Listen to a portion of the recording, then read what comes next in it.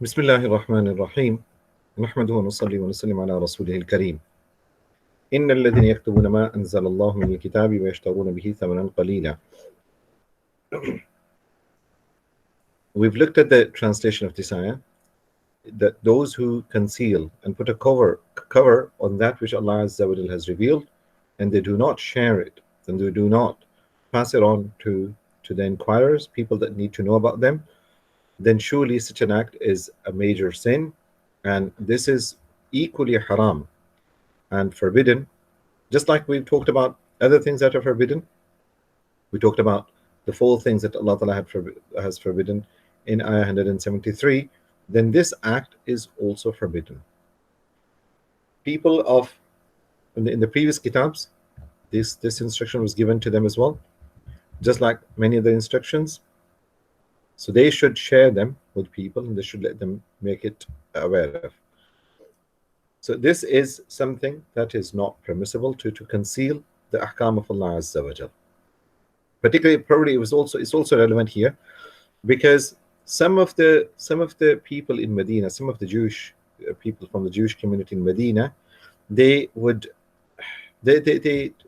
sometimes they would talk about the hukm of halal and haram in a manner which was rather to kind of, which had an element of, yani, they would mention those hukms and those instructions in order to ridicule the non-Yahudi communities, and they would consider themselves to be high and above than the food standards that others had. So they considered themselves to occupy a very high seat in terms of ethics of food. So they would use their ethics of food, which they had learned in their kitabs, in order to ridicule other communities. So it was what's mentioned, maybe there's a reference here by bringing this ayah immediately after the ethics of food, maybe suggests that it's not only the ethics of food that are relevant and that are important. There are other ethical standards as well, which people should conform to, and people should take seriously. One such ethic is to convey the divine commandments to the other people, and not kind of have a monopoly over them. That is ethically as bad as having as falling into error and falling into haram in terms of what is lawful or not lawful in food. So إِنَّ الَّذِينَ يَكْتُمُونَ مَا أَنزَلَ اللَّهُ مِنَ الْكِتَابِ,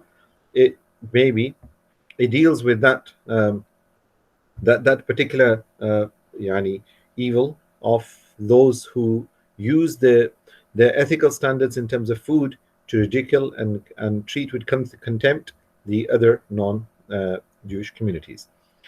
ليس البر أن تولوا وجوهكم قبل المشرق والمغرب. I think there's nothing much, rather than, because we are running a bit slow today. We'll move on to the next ayah. ليس البر أن تولوا وجوهكم قبل المشرق والمغرب ولكن البر من آمن بالله واليوم الآخر. The virtue is not that you turn your faces towards Mashriq or towards Maghrib, towards east or to the west. ولكن البر, but the virtue is that one believes in Allah and in the last day and in the angels and in the kitab and the prophets. وآتى المال, and that he gives wealth على حبه, despite its wealth, to the ذوي القربى, to the relatives, and to the orphans, and to the needy, and to the wayfarers, والسائلين, and to those who ask for it, وفي الرقاب, and in setting the slaves free. And virtue is that one establishes salah and gives zakah, pays zakah. And virtue is in those people who fulfill their pledges, their covenants, their promises, when they make such a pledge, when they make a promise.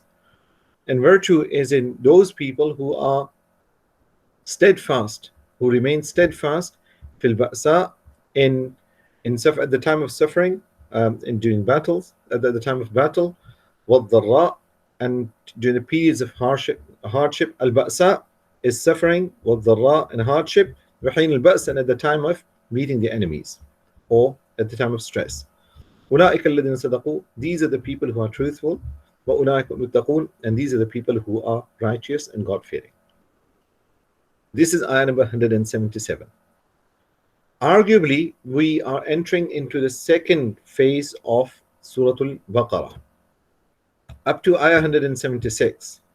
ذلك بأن الله نزل الكتاب بالحق, or ayah 175.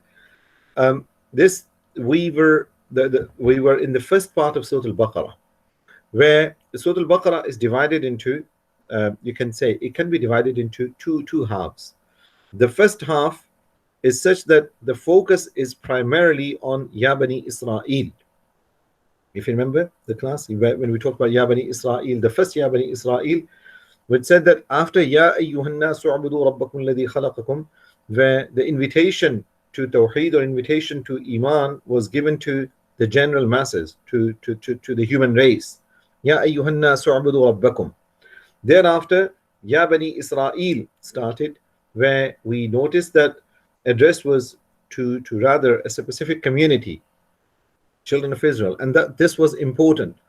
It was important because until the time of Sayyidina Rasulullah sallallahu alaihi wasallam, all the prophets that were raised, they belonged to the Israelite community, and this was a major shift when rather than Banu Ishaq, the Nubuwwat was transferred to Banu Ismail. Naturally, they would have been displeased. They would have had their concern. They would have felt uncomfortable. So an assurance was given to them that the rahmat of Allah Azza wa Jal, His doors continue to remain open to everyone, including Banu Israel. And they were asked to show and prove their desire and their crave to worship Allah Azza wa Jal by following the teachings of Sayyidina Muhammad sallallahu alaihi wasallam. So that address continued until ayah 176, where in one way or the other, the Banu Israel were discussed. They were reminded of Allah Ta'ala's favors upon them, and their mistakes were highlighted, and their errors were pointed out, and they were called towards Islam, and they were called towards obedience of Sayyidina Rasulullah sallallahu alaihi wasallam. This in this second half, which starts from ayah لَيْسَ الْبِرَّ أَن تُوَلُّوا وُجُوهَكُمْ, the focus now seems to shift towards the ummah of Sayyidina Muhammad sallallahu alaihi wasallam, to the believers, and they seem to be now, from this point onwards, you will find a lot of ahkam being discussed. Just like I said that we may need to have a separate sitting, a separate class on hukm, ahkam of food stuff. Maybe you would come across a lot more now. You would be coming across the hukm of wasiyah. You'd be coming across the kitab al-sawm, the hukm of ahkam of sawm. You'd be coming across the kitab al-hajj, the ahkam of hajj. You will also be coming across the ahkam of qasam. You'll be coming across the hukam of haiz. You'll be coming across the hukam of talaq, and then later on spending in the path of Allah Azza wa Jal, and then there's riba and interest discussed in this surah, and then the ahkam of lending and borrowing are discussed, and then the ahkam of shahada, testimony and giving shahadat, that is discussed, and so all that will be coming across in the next few weeks in the course of Surah al-Baqarah. So لَيْسَ الْبِرَّ أَن تُوَلُّوا وُجُوهَكُمْ, here the concept of al-birr, the virtue, is highlighted.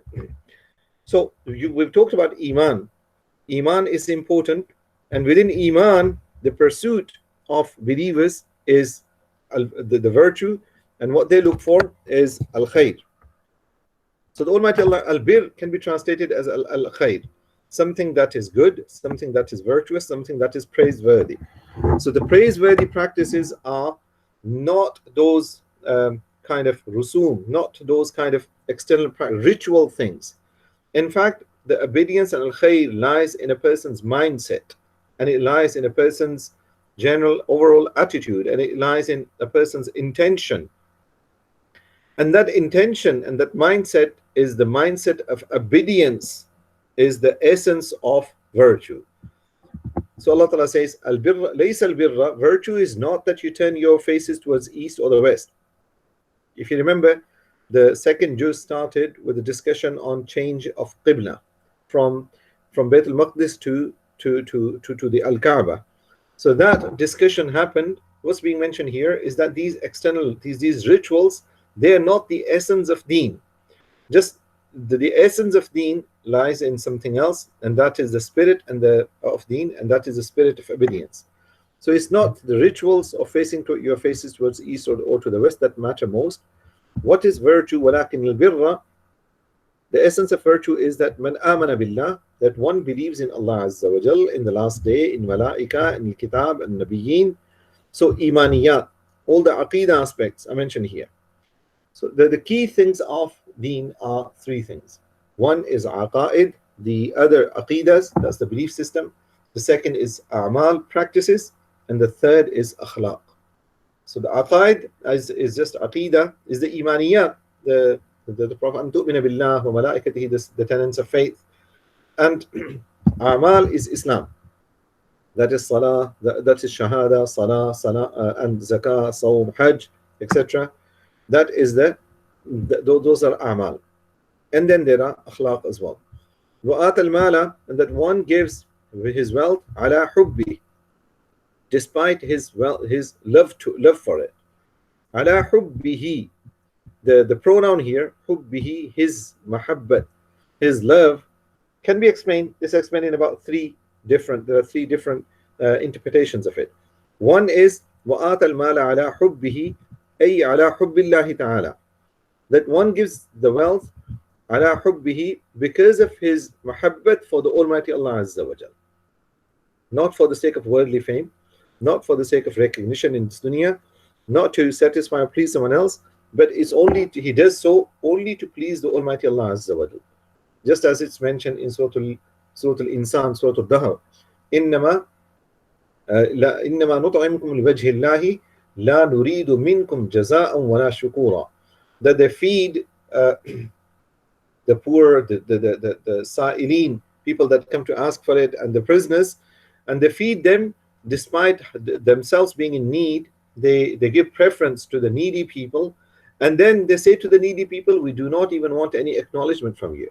We don't want you to say thank you to us, because we've done what we've done only to please Allah Azza wa Jal.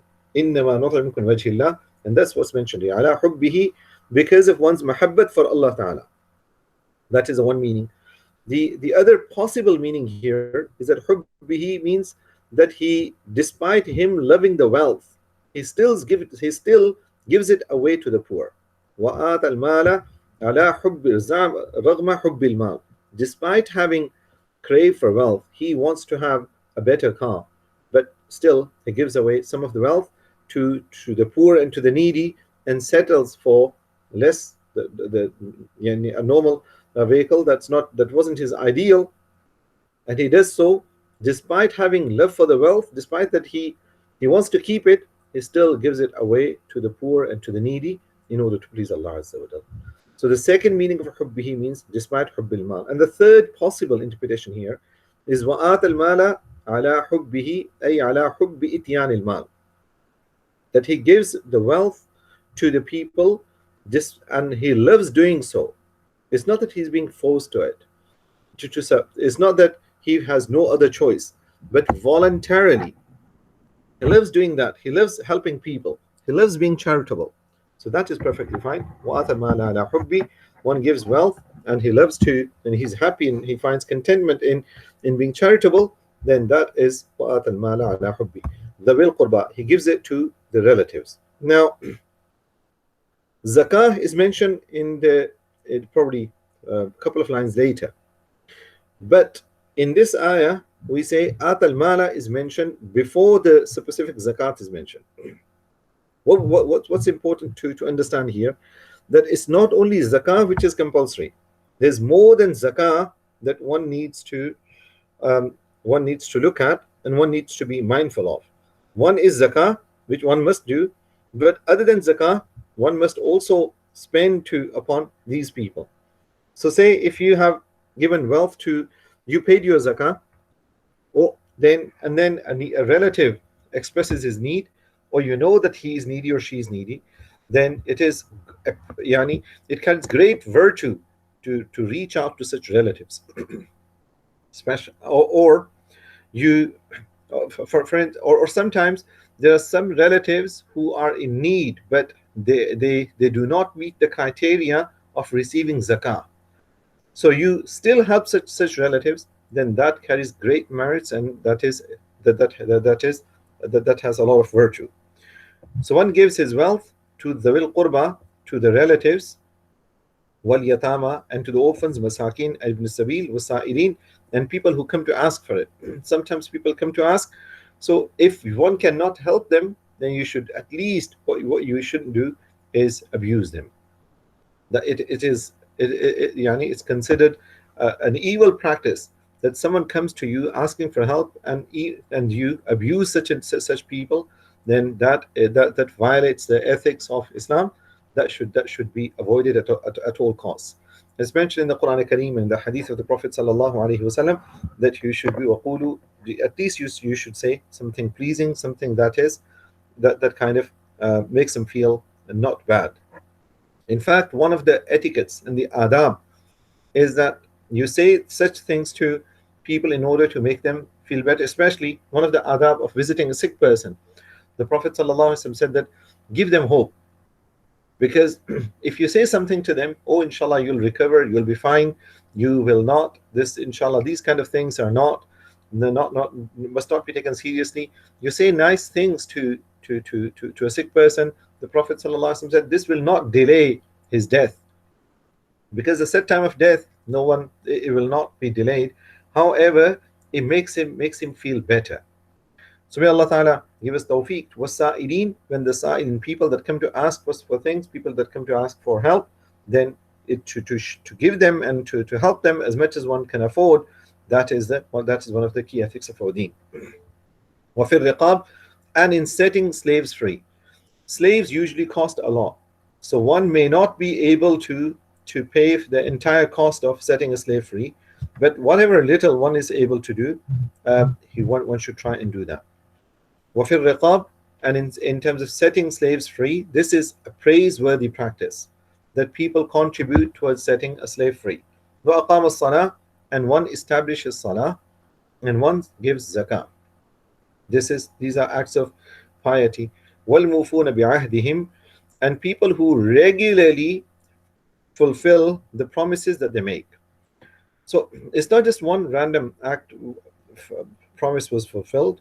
People have what's maybe the way the ayat is structured indicates that al-mufun bi'ahdihim means that people have it's a praiseworthy trait to have a habit of keeping your word and keeping your promises. وَالصَّابِرِينَ فِي الْبَأْسَاءِ وَالضَّرَّاءِ وَحِينِ الْبَأْسِ, and when your sabr is put to a test, then you prove yourself to be a patient person. At time of hardship, suffering, at time of difficulties, and a time of stress, when standing against the enemies in a battlefield, where you do so only to please Allah Azza wa Jal. It's not something trivial, not something small. Where such people who have sabr at time when the sabr is put to a test, and time of difficulty and hardship, this is something that is praiseworthy. أولئك الذين صدقوا, these are the people who are truthful. وأولئك المتقون, and these are the people who are righteous. Now, I've just briefly touched base on these concepts that are mentioned here.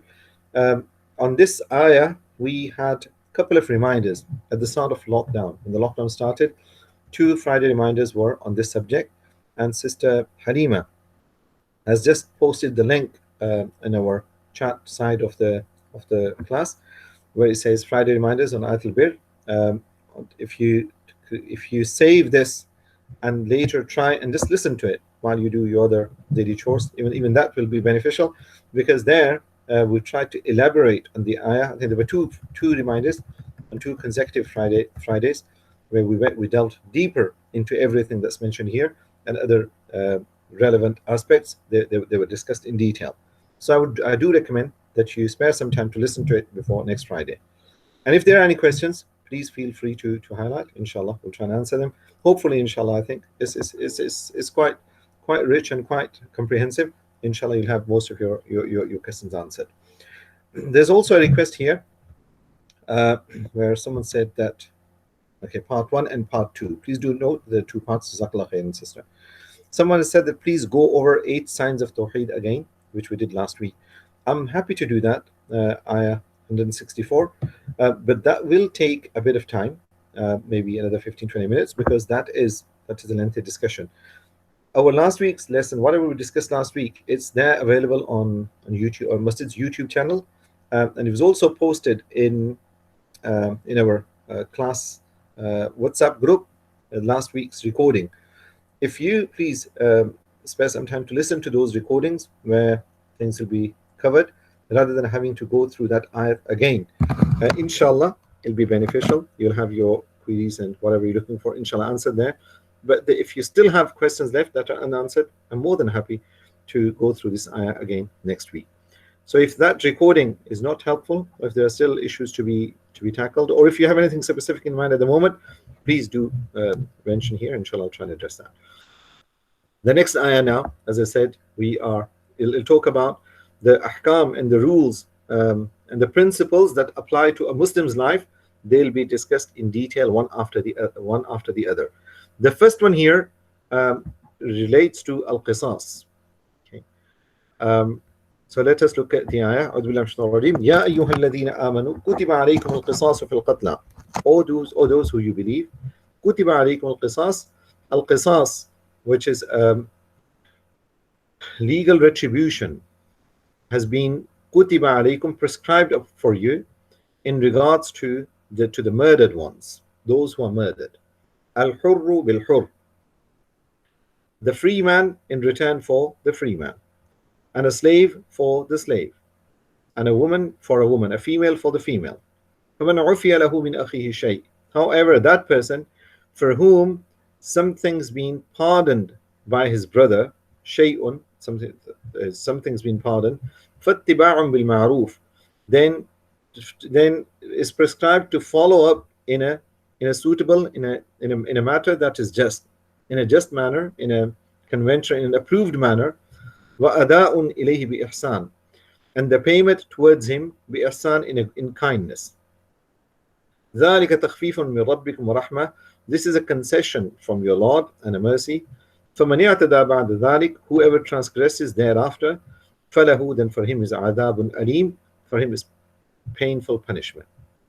وَلَكُمْ فِي الْقِصَاصِ حَيَاةٌ يَا أُولِي الْأَلْبَابِ لَعَلَّكُمْ تَتَّقُونَ, for you in this legal retribution is life, or those men or people or possessors of understanding, لَعَلَّكُمْ تَتَّقُونَ, so there is haya for you in it, so you may become righteous and pious. Sadaqallahu al-Azim. What we see in these two ayats is the hukm of qisas is mentioned here. Qisas, legal retribution, or an eye for an eye, tooth for a tooth law, that is made part of our deen in this ayah. So it is a hukm, as a hukm, what's been mentioned here, that as prescribed punishment for someone who murders another person in an unjust manner, is that he should pay through his life. This is the hukm which the Almighty Allah Azza wa Jal has enjoined. That is something, the law that is given by the Almighty to the Muslims, that in Muslim societies, if someone murders an innocent Muslim, murders someone who he should not, or whose life he has no legitimacy, he has no right over it, then he should be punished likewise. This is the law that is prescribed to Muslims. What we see here, al-hurru bil-hurr, free person in return for a free person, slave for a slave, and female for a female. What it means is, the summary of these three words is an-nafsu bin-nafs, life for life. It does not mean that if a slave happens to kill a free person, then the slave can't be killed, or if a free person happens to kill a slave, then the free person can't be killed, or if a man happens to murder a woman, then the man can't be punished, or the woman murders a man, then she can't be punished. This is not what it means. It simply means that whoever does that, whether he's free or slave, male or female. Usually men are guilty of it. So al-untha are specifically mentioned, females are also mentioned here. Whoever takes someone's life in an unjust manner, then he has to pay for it likewise. However, there is a concession here. ذَلِكَ تَخْفِيفٌ مِّن رَبِّكُمْ وَرَحْمَةٌ. The concession is that if the heirs of the murdered person, they agree to settle for the blood money, then that is permissible. فَمَنْ عُفِيَ لَهُ مِنْ أَخِيهِ شَيْءٍ. Whoever has something forgiven to him, forgiven for him by his brother. By his brother are the heirs of the murdered individual. Even though the murder has happened in the community, in the society, but that does not take away the bond of iman and the bond of faith from the two families. They continue to be brothers in Islam and brothers in faith. So maybe there's a clue here, there's a hint here to the aggrieved family, that even though this person has done what he has done, he yet remains your part of your community. He yet remains your neighbor, your relative, your Muslim, the brother in faith. So try and be kind to him, and try and continue showing a shoulder of kindness to him. So, but however, what he means is that if the heirs of the brother, the family of the murdered person, if they agree to settle for something, some blood money, then that is fine. Then what should happen? فَاتِّبَاعٌ بِالْمَعْرُوفِ. They both agreed to the heirs and the murdered person or his family. They both agreed to settle for some blood money. And diya, the word for it is ad-diya, or diyat as we call it in Urdu.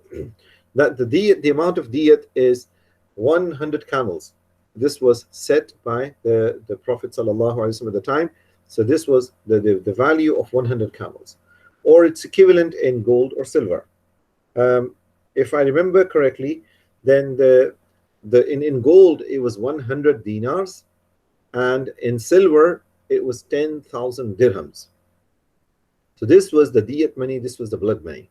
So if someone is guilty of a murder and they both agree to settle for the blood money, then the blood money is, the value of it is 100 dinars, or 100 camels, or 10,000 dirhams. The 10,000 dirhams, their weight comes to around about 36 point some kilo, 36 and a half, around about 36 and a half kilo of silver.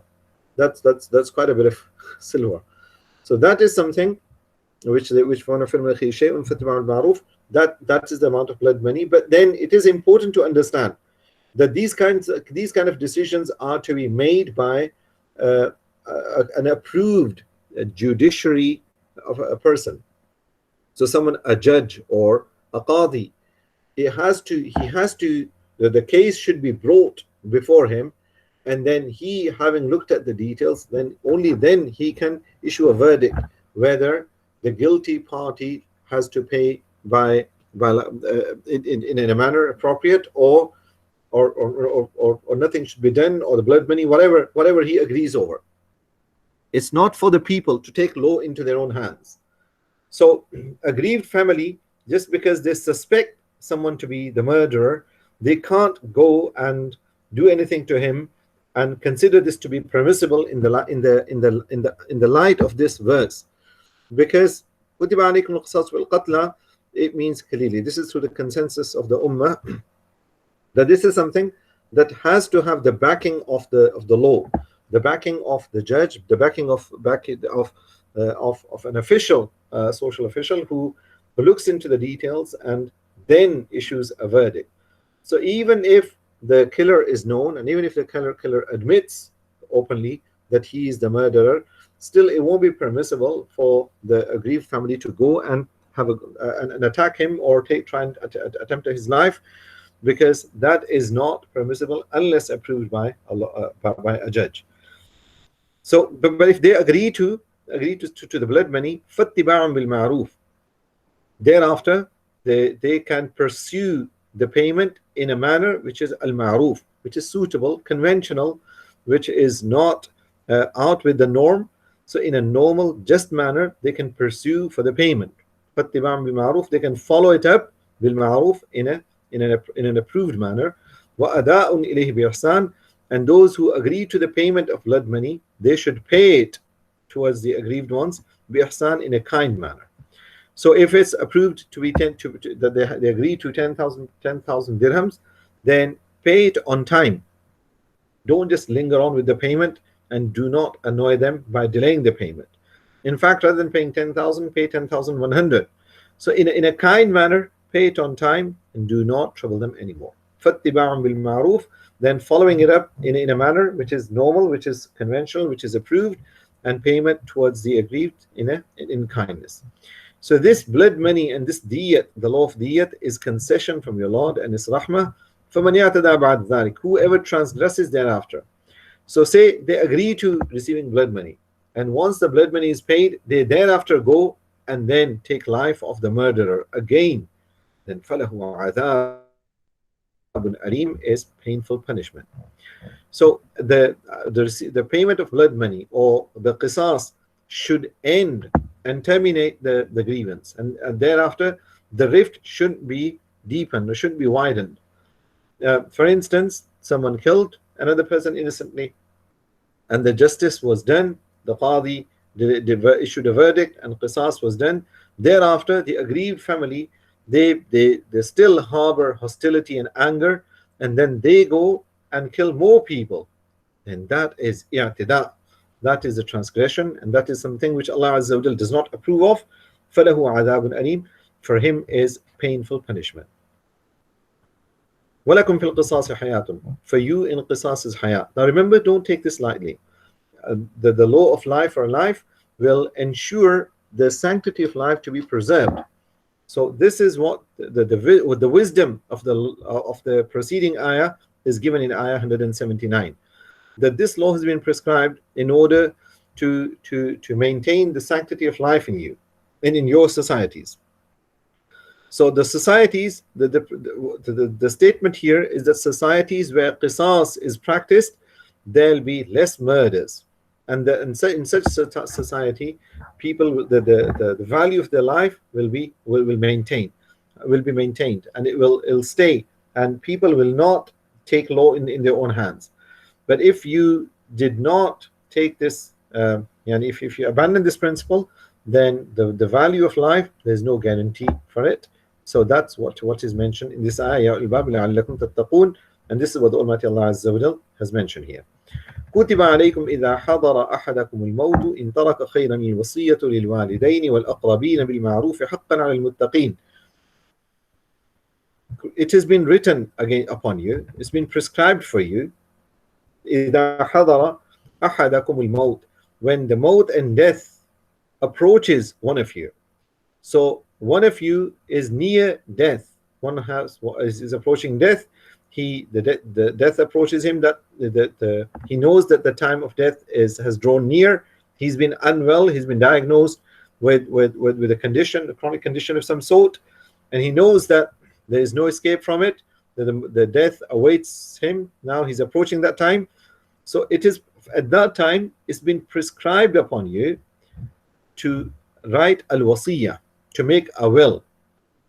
In taraka khayran, if he leaves behind some wealth. So if he is leaving behind some estate, then it is fard upon him to write wasiyah, to make a will for the walidain, for the parents, wal aqrabin, and for the relatives, bil ma'ruf, in a fair manner, in a manner which is appropriate and which is normal, and again not contrary to the norms. حقا على المتقين, a duty upon the God-fearing. فمن بدله, so once that will has been written, then nobody's allowed to alter it, nobody's allowed to change it. Whoever changes it بعدما سمعه, after that he heard it, فإنما إثمه, then its sin, the sin of altering that verse, is only upon those who change it. يبدلونه, who alter it. Surely Allah is Sami'un Alimun, Allah is all hearing, all knowing. After the hukam of qisas, these three ayats, the two that I've read and the third one, they talk about wasiyah, making a will. Making a will is compulsory. For it was compulsory sometime in the past. It is no longer compulsory for everyone. So as a result, in early days of Islam, this was the hukam that everyone, if they had to, if they were leaving some estate, if they had nothing, then they had no family, then there was nothing that they would leave any. They had to that they would that they had to instruct about. So there were people who had nothing in their possession. But if someone had some wealth, and they had this experience of being in a situation where the death was drawing near, then it was further upon Muslims to write a wasiyah. And in that will, they had to write who should get what, the parents and the relative. But then came a time when Allah Azza wa Jal revealed specific verses on in regards to inheritance. And those verses are found in Surah An-Nisa, I think ayah number 10 onwards. يُوصِيكُمُ اللَّهُ فِي أَوْلَادِكُم. When that detailed law of inheritance was revealed, thereafter, this ayah no longer, the hukam, this for the fardiyat of it, the necessity of it was withdrawn. So now, even if you have wealth, you do not need to make a will if you do not have other people's, yani, if you do not have any debt on you, or if you've not left any trust that you have in other people's care. Let me open this again, al-wasiyah. I plan to have a separate course on this, inshallah. I'll just share one slide with you if I can. La ilaha illallah Muhammad Rasulullah. Let me finish the 3 verses. I think the time is coming to an end. It's only 3 minutes left. So I think I'll leave this for today, and maybe next week at the start of Dars, we'll try and go through some of the ahkam on it. Let us finish the 3 ayats today and the 5 words, and thereafter, inshallah, we'll conclude. Next week, inshallah, we'll start with some details, ahkam on wasiyah and making will. فَمَنْ خَافَ مِنْ مُوصٍ جَنَفًا. Whoever feared from the person making wasiyat, janafan, some error, أو إثما, or some zulm, okay? أو إثما, or a sin, فأصلح بينهم, so he then reconciled between them, فلا إثم عليه, then there's no sin upon him. Surely Allah is غفور, forgiving, رحيم, merciful. فمن خاف من موصٍ جنفا. So usually what happens is that a person who is passing away, who's having near-death experience, then that person is usually won't be unable to write. He would be dictating it to someone else. So he will call a scribe, or she'll call a scribe and ask him to write that. Or someone in our day and time, someone comes to you and says, I intend to make a will, and in that will I plan to leave such instructions. So if the person, the scribe, if he notices some kind of zulm, or some kind of abuse, or some kind of unfairness or sinful element in that wasiyat, then فَأَصْلَحَ بَيْنَهُمْ. So he, at that time, he makes effort to facilitate reconciliation between the aggrieved parties, then there's no sin on him. So for instance, as a scribe, you're writing someone's wasiyat, and they're on their deathbed dictating their wasiyat, and in that wasiyat, they say, make sure that my mother doesn't get a penny from my assets or my estate, or make sure that my father doesn't receive a penny from my estate. Then, so they are leaving some instructions which are unfair, which is wrong, and which they should not do. Or make sure that my daughter doesn't get anything, my sister doesn't get anything, my brother doesn't get, or my wife doesn't get anything. So when they leave behind such instructions, so the scribe at that time, having noticed that the person dictating wasiyat, he's saying something that is haram, that is forbidden, so you try and say some kind words to him or to her to reassure him and say, listen, wouldn't be appropriate that if your mother, she gets something because she has done so much for you, and you make an influence, you influence him to change his wasiyat and to fix that error. So that would not be فَلَا إِثْمَ عَلَيْهِ, then to facilitate that kind of reconciliation at that time, and encourage him and motivate him to abandon that evil plan that he, or that unfair or sinful plan that they had, the passing person has. So that is something which is recommended. Inna Allah Ghafur Rahim. By doing so, Allah Ta'ala will forgive the mistakes and the sins of the passing person. Now, today's 5 words are in this ayah. Let me just quickly look at those 5 words before we conclude the class, inshallah. And next week, as I said, we'll start with the ahkam of wasiyah, inshallah. Today's 5 words are La ilaha illallah.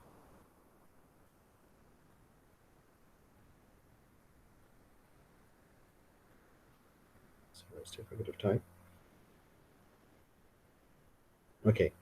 The first word here is, okay, I'm going to now close this slide here, this tab, and go on to, what am I presenting that tab? Okay, yeah.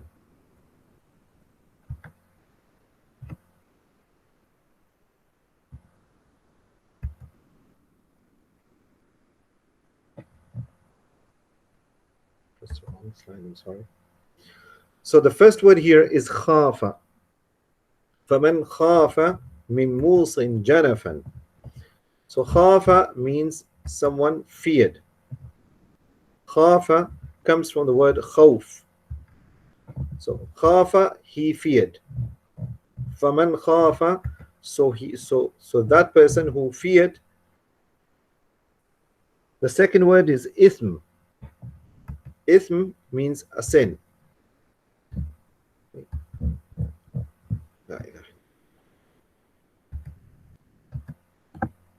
Let me have those 5 words here. Oh, very slow.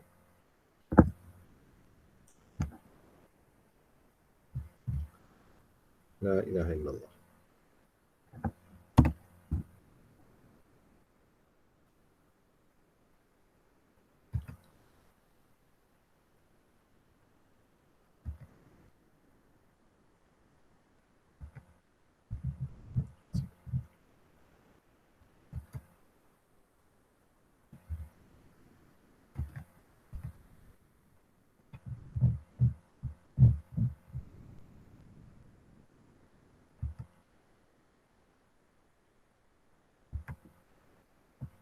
Okay, here we are.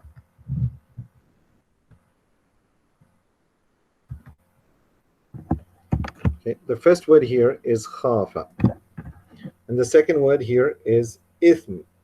So khafa means someone feared, and ithm means a sin. Khafa, and the second one is ithmun, and the third one is ghafurun.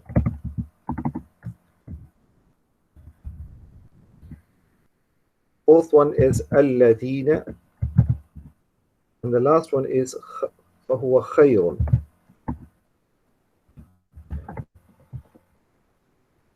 So these are the 5 words for today.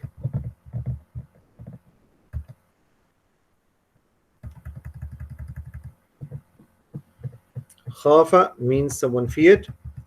Ithma, al-ithmu, fala ithm, ithm means sin. And ghafurun means most forgiving. From the 3 key letters, ghafur is ghain, fa, and ra. Ghafara means to forgive. Allah is ghafiru dhunub, and Allah is ghafur. He forgives all the time. He is the one who forgives all the time. Ghafur is his sifat and his attribute, who's forgiving. He constantly forgives. You turn to him asking for forgiveness, he will forgive. La ilaha illallah. The Prophet ﷺ said that turn to Allah Azza wa Jal with the dua of maghfirah, and you will find him ghaffar and tawwab. Yadidillah ghafura rahima, that you'll find him that he forgives. Alladhina, if you remember, I think last week we did alladhi, the relative pronoun. Alladhi means the one who, and alladhina is the plural of that alladhi, which means those who. Khayrun means better. Once again, khafa, he feared. Ithmun, or la ithma, ithma means sin. Ghafurun, the forgiving one. Alladhina, those who. Khayrun, better. These are the 5 words for today, inshallah. Next week, inshallah, we'll continue from the same verse. يا أيها الذين آمنوا كتب عليكم إذا حضر أحدكم الوصية. Inshallah, may Allah Azza wa Jal reward you for joining us today, and may Allah Azza wa Jal accept whatever was discussed, and may He give us tawfiq to draw benefit from it. وآخر دعوانا الحمد لله رب العالمين والسلام عليكم ورحمة الله وبركاته.